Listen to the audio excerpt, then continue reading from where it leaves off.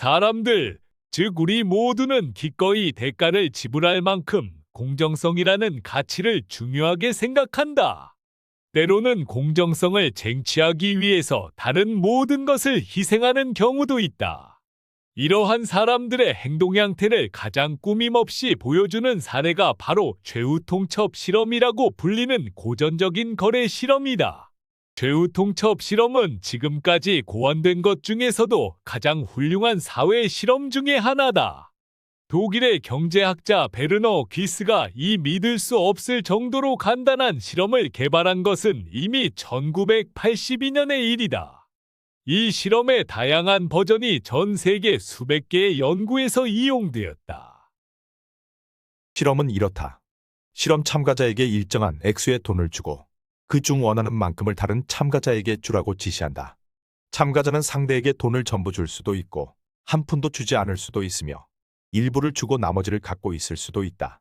하지만 여기엔 함정이 있다. 익명의 상대가 당신이 제공한 돈을 거부할 수 있는 것이다. 상대가 당신의 제안을 거절하면 두 사람 모두 돈을 얻지 못한다. 반면 상대가 당신의 제안을 받아들이면 둘 다 자기 몫의 돈을 가질 수 있다. 거래는 단 한 번뿐이다. 당신의 제안은 무조건 받아들이거나 거절할 수밖에 없는 양자택일의 최후통첩인 것이다. 다 이 실험의 규칙은 알았다. 그렇다면 당신은 얼마를 제안하겠는가? 실험 참가자들이 얼마를 가장 많이 제안하는지 이야기하기 전에 경제학자들이 왜 이 실험을 그토록 좋아하는지 살펴볼 필요가 있다. 이 실험은 협상의 정수를 뽑아낸 것이다. 연봉 협상이든 중고차 판매가를 둘러싼 신랑이든 여행 비용에 대한 합의든 모든 협상은 상방이 파이를 나누기 위해 다투는 것이다. 어느 한쪽이 많은 것을 가질수록 상대의 것은 줄어든다. 그리고 양쪽이 분배에 대해 합의하지 못하면 협상은 결렬된다. 현실 세계의 협상에 대해 연구하는 것은 대단히 혼란스럽고 논리적으로도 대단히 복잡한 일이다. 명확하고 통제된 실험을 위해서 경제학자들은 문제의 정수를 끌어내고자 한다. 그리고 최후통첩 실험이야말로 그 정수라고 볼 수 있다. 그렇다면 최후통첩 실험에서 최선의 전략은 무엇일까?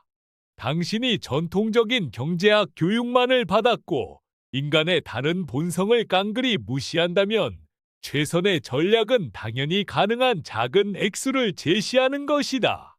실험 주최 측이 1만 원짜리 100장을 주었다면 상대에게 1만 원을 주고 100원 동전 100개를 주었다면 100원을 제시할 것이다.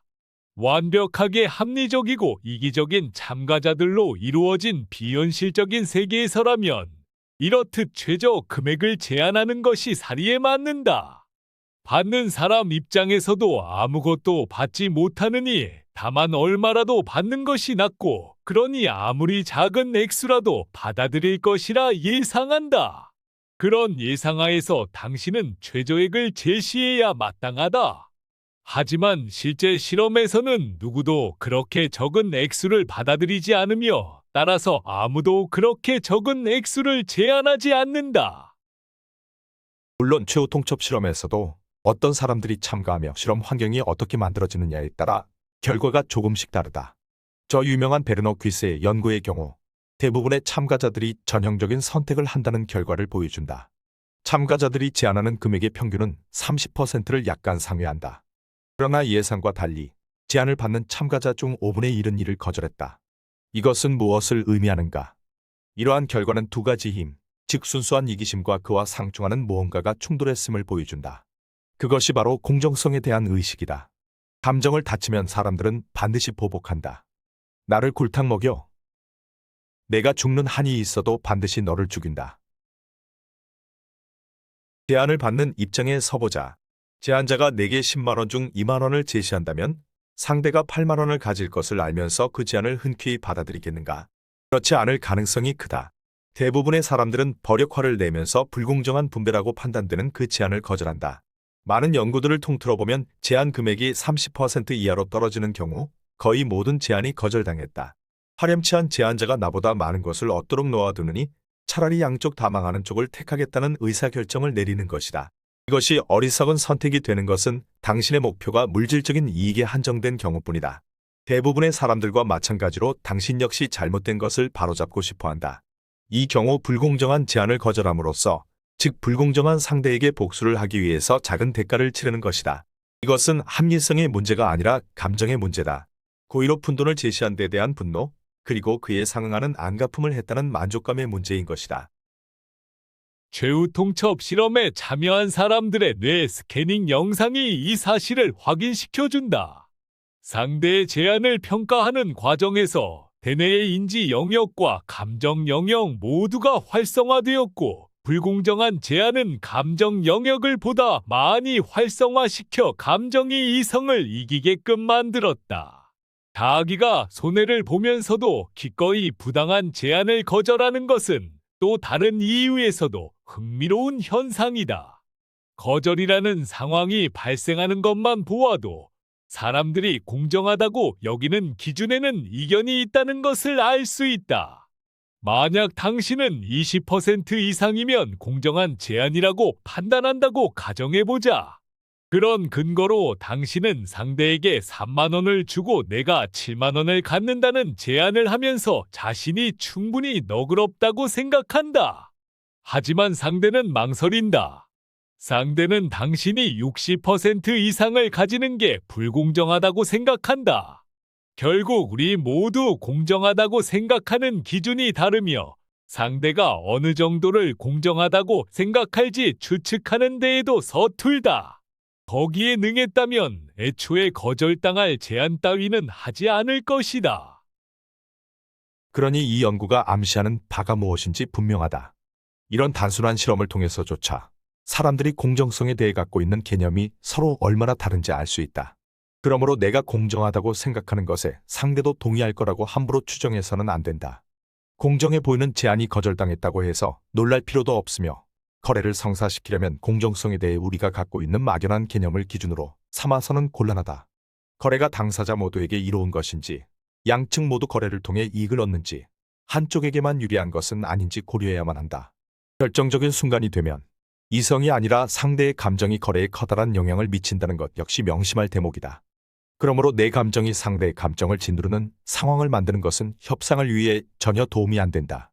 거래를 위해서는 신중하게 상대의 감정을 고려하는 과정이 필요하고, 그렇게 함으로써 분노나 원한이라는 부정적인 감정을 바탕으로 의사결정을 할 가능성을 줄이고 합리적이고 쌍방이 도움이 되는 판단을 할 수 있다. 대부분의 협상이나 거래는 물을 자르듯 단순하게 결론 나지 않는다. 수구적인 자세를 취해야 하는 측은 오히려 화를 내거나 당당하고, 우위에 있는 측이 오히려 위축되거나 비굴해지는 경우도 상당하다. 누구라도 합당한 상황이 되면 인색하고 잔인하고 이기적으로 변한다. 한 가지 분명하게 짚고 넘어갈 것이 있다. 최후 통첩 실험은 공정성이 이기심을 이긴다는 결론을 도출하지도 않을 뿐더러 사람들이 그것이 옳기 때문에 공정성을 원하는 것도 아니라는 것을 보여준다. 처음부터 관대하게 분배를 하는 사람도 있었지만, 많은 이들이 제안이 받아들여지게 하기 위해 관대하게 몫을 나누었다. 최후 통첩 실험과는 또 다른 아주 단순한 실험. 독재자 실험을 통해 그 의미를 알 수 있다. 독재자 실험에서는 제안을 받는 상대에게 거부권이 없다. 사실 상대의 존재조차 필요치가 않다. 참가자는 자기가 얼마만큼의 돈을 가질지 일방적으로 결정하고 그것으로 실험은 끝난다. 중요한 규칙이 바뀌자 결과는 엄청나게 달라졌다. 실험에서 대부분의 독재자들은 극도로 적은 금액을 제안했다. 최후 통첩 실험의 경우보다 훨씬 적었다. 독재자 실험에서 가장 흔한 제안은 0이었다. 즉, 이 두 실험의 차이로 미루어 볼 때 공정하다는 기준은 상대가 제안을 받아들일 것인가 말 것인가에 대한 판단, 즉 거래 결렬에 대한 두려움에서 나온다는 것을 알 수 있다. 제안이 거절당하면 자기도 무일푼이 된다는 것을 알기에 공정하게 몫을 나눈다. 달리 말하면 최후 통첩 실험에서의 공정한 분배는 고결한 염원이기보다 이기적이고 계산된 조치인 것이다. 독재자 실험의 경우에도 예의가 되는 취향이 존재한다. 대다수는 극히 적은 액수를 제안하지만 아무도 감시하지 않는데도 공평하게 몫을 나누는 사람도 있다. 물론 극소수라고 해서 무시할 만한 수준은 아니다. 이 실험을 활용한 첫 연구에서는 24명의 참가자 중 5명이 50대 50의 분배를 했다. 0을 제시한 사람과 같은 숫자였다. 이러한 편차는 인간의 본성에 대한 성찰을 보여준다. 공정하고자 하는 욕구에서 개인차가 크다는 것이다. 결과적으로 대부분의 경우 하나의 틀에 끼워 모든 것을 맞추려는 전략은 실패하게 되어 있다.